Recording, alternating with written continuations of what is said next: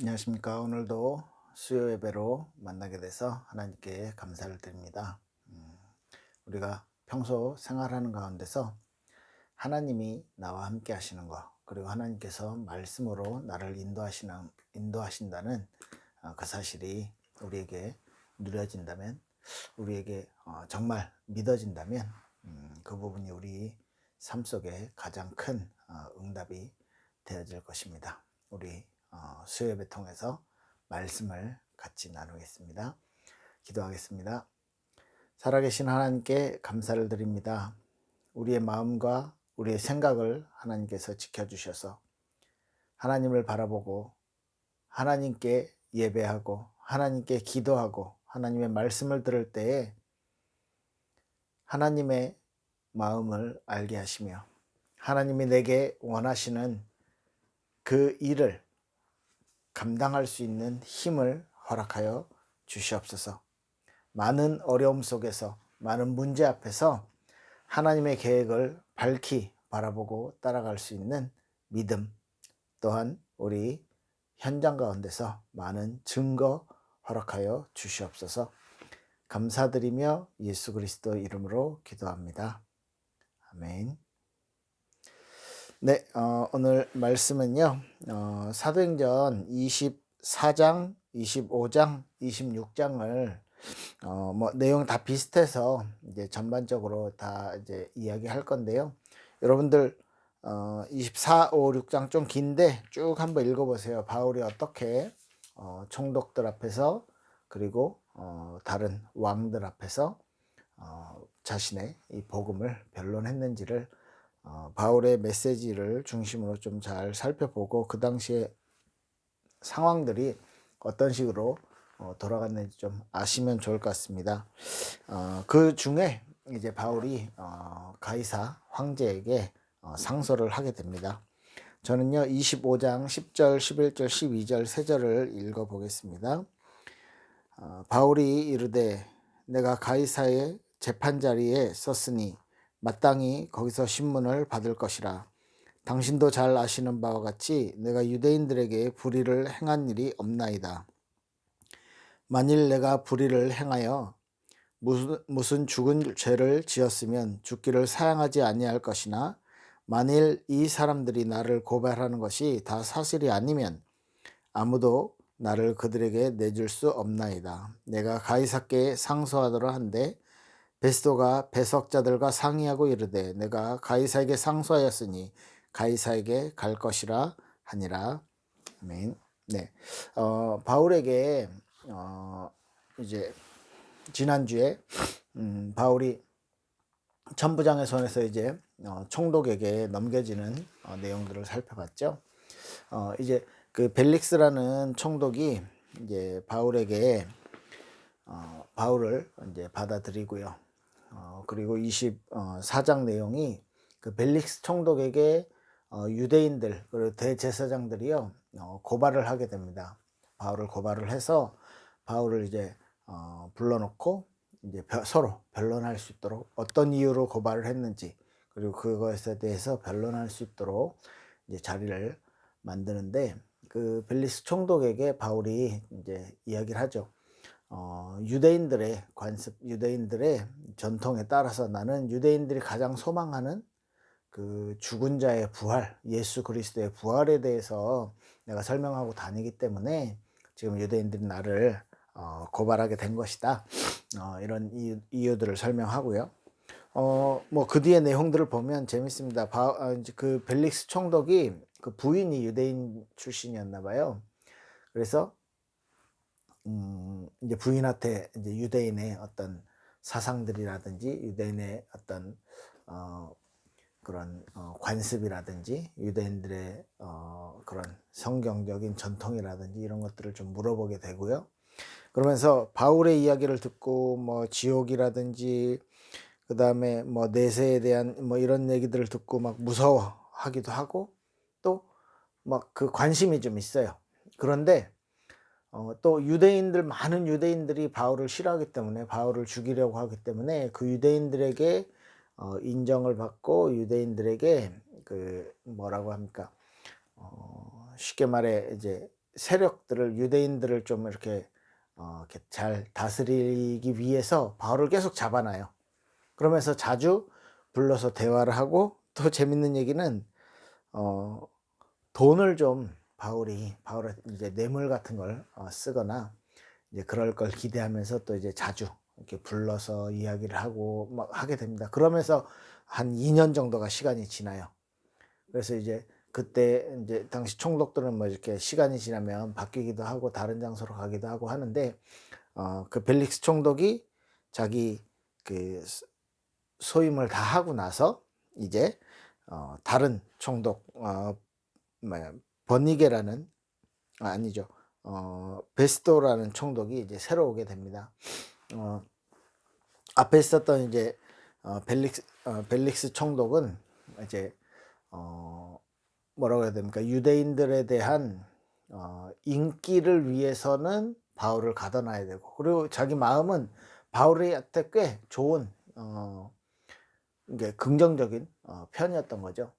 이제 그러면서도 이제 뭐 이렇게 돈을 이제 요구하기도 하고 인제 막 이랬던 내용들에서 어 인제 바울 스스로가 "나는 이제 죄가 없고 인제 유대인의 전통을 따라 그 부활을 나는 강조했다. 그것 때문에 내가 고난을 당했다. 유대인들의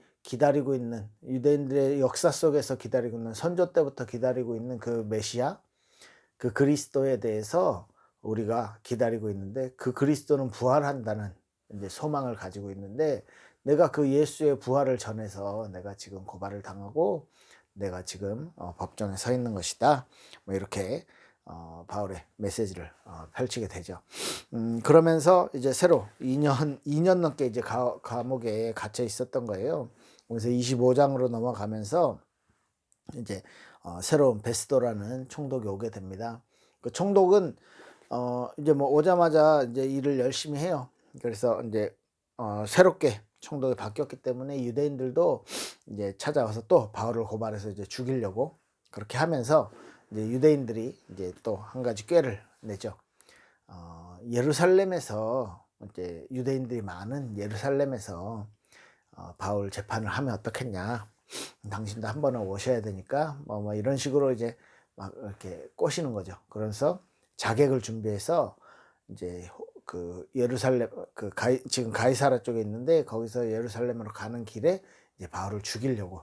왜냐면 지금 뭐 감옥에 있으니까 로마 군인들이 지키고 있으니까 함부로 이제 그 로마 군인들을 뭐 이렇게 어떻게 하고 할 수가 없으니까 이제 바울을 밖으로 나올 수 있도록 그렇게 유도를 하는 거예요. 그래서 일단 이제 바울하고 같이 이제 그 새로운 베니게 총독이 이제 이런저런 대화를 하면서 바울이 이제 아까 읽었었던 이제 그 이제 그러면 "예루살렘 가서 할래?" 뭐 이렇게 제안을 하니까 "예루살렘 가서 그러면 재판을 다시 하자." 이렇게 총독이 이제 유대인들을 의식해서 이렇게 제안을 하니까 이제 바울이 아니 그렇지 않고 "나는 가이사의 재판장에 섰으니 나는 가이사에게 상소하겠다." 이렇게 이제 선포를 해 버린 거예요. 그러니까 그 총독 입장에선 로마 시민권 가진 사람이 가이사 황제에게 이게 재판을 받을 권리가 있거든요. 그래서 로마 황제에게 이제 상소를 하니까 사람들하고 상의하고는 "그래, 네가 가이사에게 청했으니까 가이사에게 재판받을 것을 청했으니까 황제에게 재판을 받도록 해라." 이렇게 이제 허락을 한 거죠. 근데 어떤 명확한 제목이 없어. 어떤 죄 때문에 이렇게 잡혔는데 이 사람을 로마로 보내겠습니다."라는 명확하게 뭐 설명할 만한 제목이 없어요. 그러니까 이제 이렇게 새로 총독이 오니까요. 그 주변에 있는 이제 많은 지역의 뭐 왕이라든지 아니면 그 지역에 뭐 이렇게 정치인이라든지 군인들이라든지 이런 사람들이 이제 서로 이제 교제를 하기 위해서 26장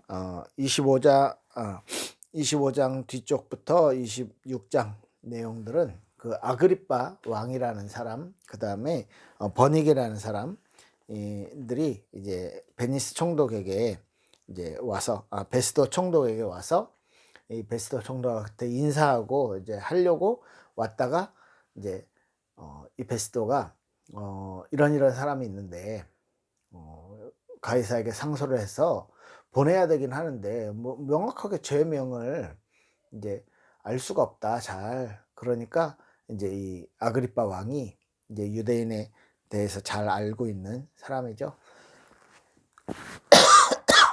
네, 죄송합니다. 그래서 이제 그럼 나도 만나보고 싶다. 이렇게 돼서 이제 26장 내용이 그 아그리빠 왕과 왕 앞에서 아그리빠 왕과 그 버니게라는 사람 그리고 베스도 총독 그 앞에서 이제 바울이 자신을 변론하게 되는 그런 내용입니다. 그 내용 중에서 이제 뭐 진짜 말을 청산유수로 하는 거죠. 이제 유대인의 전통부터 내가 원래는 이 교회를 핍박하는 예수를 핍박하는 사람이었다가 내가 그리스도를 예수님을 빛으로 만나고 그리고 내가 이렇게 바뀌었고 그래서 내가 지금 이 예수님에 대해서 전하고 있다. 그러면서 막 중간에 야 네가 미쳤구나. 네가 지식이 너무 많아서 미친 거 아니냐라고 막 총독이 얘기하기도 하고요. 그러면서 이제 그 아그리빠 왕이 너무 잘 알고 있으니까 유대인의 어떤 전통이라든지 유대인의 신앙이라든지 그런 내용들을 잘 알고 있으니까 이제 바울이 이제 그런 부분들을 이제 막 설명을 많이 이렇게 설명을 하면서 이제 아그리빠 왕이 바울에게 그렇게 말합니다. 네가 나를 이렇게 적은 말로 나를 이렇게 신자가 되도록 그 전도하고 있구나 이런 말을 하죠. 그때 이제 바울의 대답이 뭐냐면 바울의 대답은 내가 이렇게 결박된 거 쇠사슬로 결박되어 있는 거 외에는 당신들도 전부 다 나처럼 되기를 원합니다. 그 얘기는 당신들도 나처럼 구원받기를 원합니다. 당신들이 하나님의 자녀가 되기를 원합니다. 당신들이 하나님과 함께하는 진짜 영적인 참 행복을 가진 그런 사람들이 당신은 육신적으로 많은 것을 가지고 있고 왕으로서 총독으로서 정치가로서 살아가고 있지만 영적으로도 하나님과의 참된 그 응답을 누릴 수 있으면 좋겠습니다. 뭐 이렇게 권유를 하죠. 그러니까 이제 아그리빠 왕이 이제 과의 그런 대화들이 이제 그렇게 마무리됩니다. 그러고 나서 아그리빠 왕이 이제 마지막 26장 마지막 절에 이런 식으로 얘기를 해요. 나는 그에게서 죄에 대해서 찾지 못했는데 혹시 그가 가이사에게 상소하지 않았으면 죄가 없으니까 그냥 놓아줄 수도 있지 않았겠냐 이런 얘기를 하고 26장이 마무리가 됩니다. 그러면서 27장은요 이제 로마로 실제로 가는 길이에요. 이런 식으로 총독 앞에서 그 다음에 원래는 이제 천부장이었죠. 천부장과 유대인들 앞에서 그 다음에 그 공회가 열리고 그 뒤에 이제 천부장이 총독에게 보내고 총독과 또 새로운 총독 그리고 그 지역의 아그리빠 왕 그 다음에 버니게라는 정치인 이런 사람들까지도 이렇게에게 이제 복음을 전하게 되는 거예요.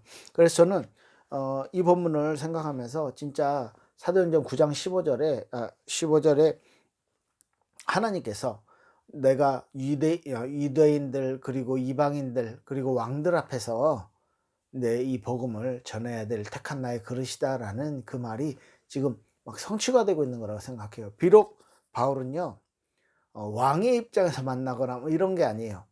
바울은요 죄인의 입장, 죄수의 입장으로서 왕들에게 자기를 변호하는 말을 하면서 이 복음을 전하는 굉장히 특별한 방법으로 특별한 은혜를 가지고 이렇게 사역을 하게 되는 거죠. 우리 포인트를 이번 오늘 수요예배의 내용의 포인트는요. 바울이 자기 자신을 복음을 전하는 것으로 변론을 하면서 많은 정치인들에게 또 왕에게 이 복음을 자기 간증과 함께 전하면서 어 잘 한번 살펴보세요. 사람들이 바울의 이야기를 듣고 유대인들이 고발하는 고발 내용을 듣고 결론적으로 내린 건 '이 사람은 죄가 없다. 그래서 그냥 놓아줄 수도 있다.' 그런데 로마 시민권을 가지고 가이사에게 로마 황제에게 상소를 했기 때문에 '어쩔 수 없이 그럼 보내겠다.' 뭐 이런 반응들이 이제 전반적인 거죠. 바울을 죄인으로 보는 게 아니고 죄인의 신분이지만 이제 바울에게 그 이야기가 관심 있는 사람들은 계속 지속적으로, 처음에 그 벨릭스 총독이라는 사람은, 그리고 아그리파 왕은 유대인들에 대해서 잘 알기 때문에 이제 자기를 전도한다고 느끼고 그렇게 실제로 많은 사람들을 만나서 복음을 전하게 됩니다. 죄 없는 신분, 죄 없는 사람 바울이 고난을 당하게 되는 거죠. 감옥에 갇히게 되는 거죠. 자, 이런 내용들이 분명한 이유가 있겠죠. 왜냐하면 하나님께서 그 바울에게 원하시는 것은요, 이거예요. 그 총독들에게, 왕들에게 복음 전하게 하시는 거예요. 그거 말고는 이유가 없습니다. 그래서요, 유대인들 앞에서, 많은 유대인들 앞에서 공적으로, 천부장 앞에서, 총독 앞에서, 왕 앞에서 바울이 자기 자신을 변론해야 되기 때문에 그 상황들을 하나님 만들어 주셨고, 거기에서 바울이 자기 자신을 변론하면서 자연스럽게 복음이 많은 사람들에게 들려지고 전해지고 하게 되는 것입니다. 자, 분명한 하나님의 계획, 하나님의 이유가 바울의 삶 속에 있었다는 거죠. 자, 그렇게 됐을 때 유대인들의 시기, 유대인들의 질투, 이것까지도 하나님이, 유대인들이 바울을 싫어하고 유대인들이 바울의 이 복음 전하는 것들을 질투하고, 그리고 죽이려고, 바울을 죽이고자 하는 사람들이 많게 하면서 바울이 이런 상황으로 되게, 그 만드신 것 또한 하나님의 숨은 계획들이 있다는 거겠죠. 그리고 우리 지난주 주일날 우리 말씀 나눴던 요셉도요, 자기가 딱히 잘못한 게 없어요. 뭐 굳이 잘못을 얘기하자면 요셉은 말이 좀 많았어. 뭐라고요? 뭐 형들이 했던 거 아무 스스럼 없이 아버지에게 얘기해요. 근데 아버지가 그렇게 하면 안 돼 이러고 이제 형들을 혼내기도 했겠죠. 그렇게 형들 입장에선 기분 안 좋죠. 고자질쟁인 거죠. 그런데 요셉의 입장에서는 그냥 순수하게, 자기는 잘못을 해도 아버지한테 별로 안 혼나니까 그게 막 어렵구나, 이 형들을 보호해 줘야 되겠구나, 형들의 잘못을 감춰 줘야 되겠구나, 이런 생각은 별로 안 하는 거죠, 뭐 좋게 보면. 그런데 그게 문제가 아니고, 요셉이 본인이 어떤 잘못을 하거나 한 내용들이 아니라 어려움이, 문제가요, 찾아왔어요. 형들이 자기를 팔았어. 그래서 노예가 됐어요.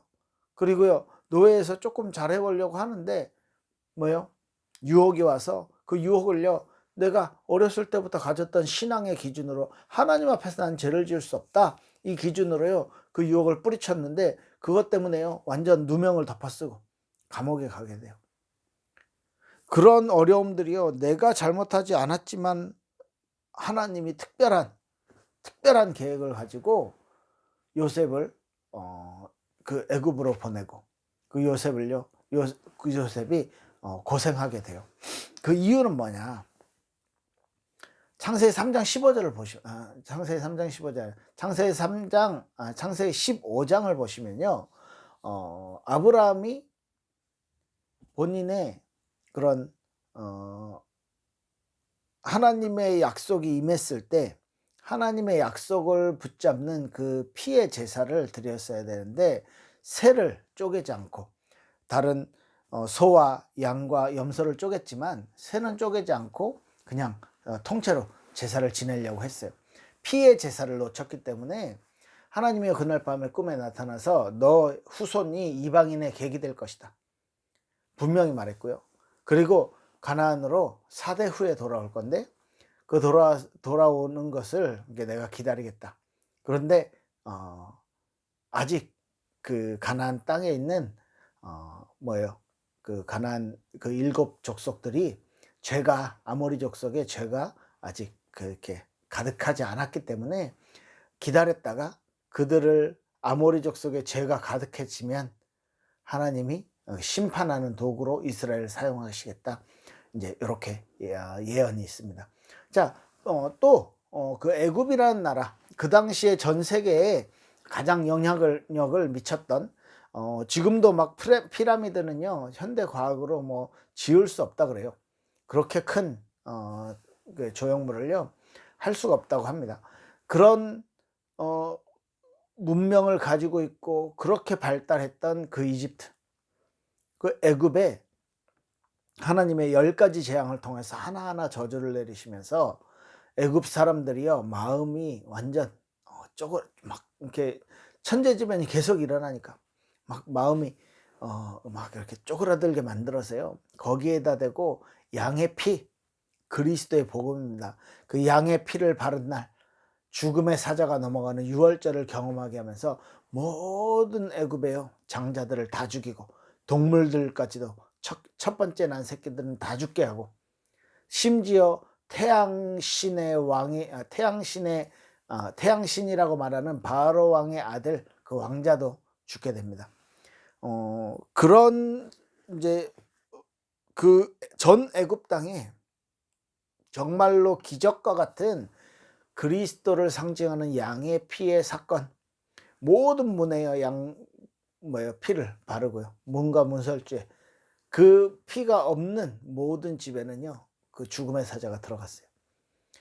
그러니까 애굽의 복음을 선포하기 위해서 요셉을 지금 처음 보내셨어요. 그리고 나중에요 70명의 그 야곱과 그 가족들이 넘어오죠. 그렇지만 야곱이 죽을 때도 요셉이 죽을 때도요 야곱이 죽을 때는 자기를 자기 조상들이 있는 할아버지와 아버지가 있는 그곳에 나를 묻어달라 부탁을 했고, 요셉도 너희가 나갈 때 반드시 내 해골을 가지고 갈 것이다 가져가 달라고 그렇게 부탁을 하고 죽게 되죠. 야곱도 요셉도요 항상 하나님의 약속의 땅 가나안 땅을 바라보고 있었어요. 그런데 왜 애굽에서 살게 됐냐면 애굽에도 이 복음이 필요해요. 애굽의 복음이, 이집트의 복음이 선포되어지기 위해서 이스라엘 백성들이요 70명이 넘어왔지만 점점 많아져서 나중엔요 몇백만 명이 될 정도로 그렇게 인구가 많아지고, 그렇게 해서 애굽 땅에 영향력을 주고요. 노예였지만 그 노예에서 해방될 때 그리스도의 복음이 선포되어지고, 그리고요 가나안 땅으로 넘어와서 아모리 족속들의 가나안 땅에 살고 있는 사람들의 죄를 심판하는 하나님의 심판의 도구로서 사용되게 되어지는 것입니다. 이게 하나님이 요셉 한 명의 개인의 인생으로는 고생 많았다, 와 나중에 진짜 성공했다 이렇게 끝날 수 있는데, 그 인생을 통해서 하나님이 한 민족뿐만 아니고요 전 세계의 역사를요 하나님이 움직여 나가시는 거예요. 지금 바울도 마찬가지입니다. 아무 자신이 잘못한 게 없는데 왜 고난이 찾아오고 왜 어려움이 찾아올까요? 하나님의 숨은 계획이 있다는 거죠. 근데 그 숨은 계획은 그냥 나한테 더 좋은 거 주시려고 뭐 이 정도가 아니라는 거예요. 하나님은 바울을 두고요 세계복음화를, 로마복음화를, 가이사 황제, 그 당시에 로마라는 초강대국, 거기에 황제에게 이 복음을 전하러 가는 발걸음, 이 복음의 빛을 발하러 가는 그런 발걸음인 거죠. 이게 몇 년이 걸렸지만 감옥 생활하면서 이 바울에게 많은 사람들에게 이 복음을 전하고 있는 현실이 된 것입니다. 로마로 가는 방법. 바울의 고난의 포인트는요 로마에 가는 방법이었어요. 그리고 아까 말했듯이 사도행전 9장 15절에 하나님이 바울을 향해서 원래 가지고 계셨던 계획, 이방인들과 유대인들과 그리고 왕들에게 나의 복음을 선포할 내가 택한 그릇이다 라는 그런 바울을 향한 특별한 계획들을 이미 가지고 있었잖아요. 자, 오늘의 포인트를 그렇게 잡아봅니다. 이유 없는 고난은 없다. 이유가 없고 죄가 없는데 죄수가 되고 이유가 없는데 내게 고난이 왔다. 하나님이 특별히 나를 너무너무 사랑하는 거잖아요. 그렇기 때문에 내가 하나님의 말씀을 요셉처럼 바울처럼 전혀 흔들리지 않고요. 하나님이 나와 함께 하시는 그 축복, 그래서 형통함을 누리는 축복, 그 축복을요 여러분들의 문제 앞에서 누리시기 바랍니다. 몸이 아픕니까? 내 몸을 놓고요, 내 몸이 아픈 곳에 손을 놓고요, 손을 얹고 기도하세요. 그리스도 이름으로. 성경에는요 그리스도 이름으로 기도할 때 치유된다고 했어요. 귀신도 쫓겨나고요, 불치병도 난치병도요 다 낫게 돼요. 우리가 문제가 있습니까? 우리 자식이 속을 썩입니까? 뭐 바깥 일이 잘 안 됩니까? 예, 어떤 문제든지 그걸요 하나님 앞에 가지고 나와서 하나님과의 대화 속에서 하나님이 하신 일들을 체크하는 거예요. 이게 우리가 받아야 될, 우리가 받을 중요한 응답입니다. 내 지금의 환경이 하나님의 주신 최고의 환경, 하나님을 바라보고 하나님께 응답받을 수 있는 최고로 준비된 시간이라고 믿고 승리하시길 바랍니다. 기도하겠습니다. 하나님 감사합니다. 우리에게 말씀 주셨사오니 말씀을 성취시키시고 나 하나만을 보는 것이 아닌 내 주변의 현장과 내가 있는 이곳과 또 우리의 가정, 또 내 일터, 그리고 내 지역, 그곳에 있는 하나님의 숨은 계획들, 하나님이 하시고자 하는 이루어 가시는 응답들, 그리고 미래에 우리 후대를 통해서 전도와 선교의 응답들이 일어날 때까지 우리가 지치지 않고 하나님의 말씀을 붙잡고 승리하게 하옵소서. 감사드리며 예수님 이름으로 기도했습니다. 아멘. 감사합니다. 우리 주일날 뵙겠습니다.